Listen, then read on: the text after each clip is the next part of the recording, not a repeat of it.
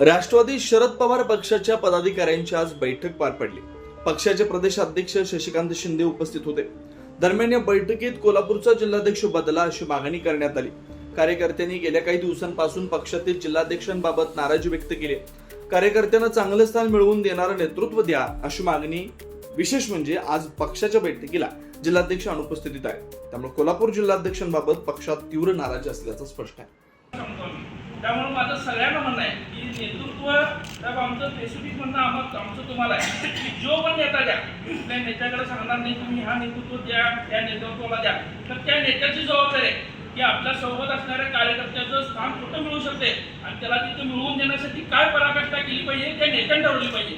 कार्यकर्ता प्रामाणिकपणे 24 तास तुम्हाला देत असते। कार्यकर्त्यांना जर नेतृत्व करायचं असेल तर तुमच्यासारख्या व्यक्तींची तिथं काय गरज आहे? नेतृत्व जर मलाच करायचं तर मी इथं बसणार नाही, मी इथं उभा आहे। साहेब आमचं स्पेसिफिक म्हणणं आमचं तुम्हाला आहे की जो पण नेता द्या, कुठल्या नेत्याकडे सांगणार नाही तुम्ही हा नेतृत्व द्या, त्या नेतृत्वाला द्या, तर त्या नेत्याची जबाबदारी आहे की आपल्या सोबत असणाऱ्या कार्यकर्त्याचं स्थान कुठं मिळू शकते आणि त्याला तिथं मिळवून देण्यासाठी काय पराकाष्ठा केली पाहिजे त्या नेत्याने ठरवली पाहिजे। कार्यकर्ता प्रामाणिकपणे 24 तास तुम्हाला देत असते।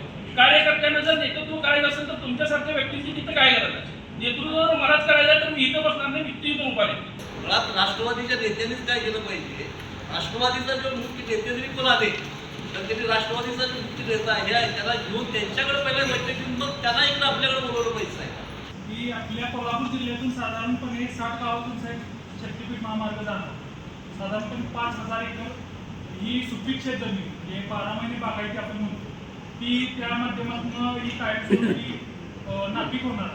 तर आपल्या पक्षाच्या माध्यमातून जो आपण थोडासा विचार करावा आणि आपल्या पक्षाची जी ताकद आहे ती शक्तीपीठच्या विरोधात पूर्णपणे लावावी अशी एक शक्तीपीठ बाधित शेतकरी म्हणून आमची आणि राष्ट्रवादीचा एक प्रामाणिक कार्यकर्ता म्हणून आमच्यातर्फे तुम्हाला विनंती आहे। अशाच ताज्या अपडेटसाठी महासत्ता न्यूजला सबस्क्राईब करा।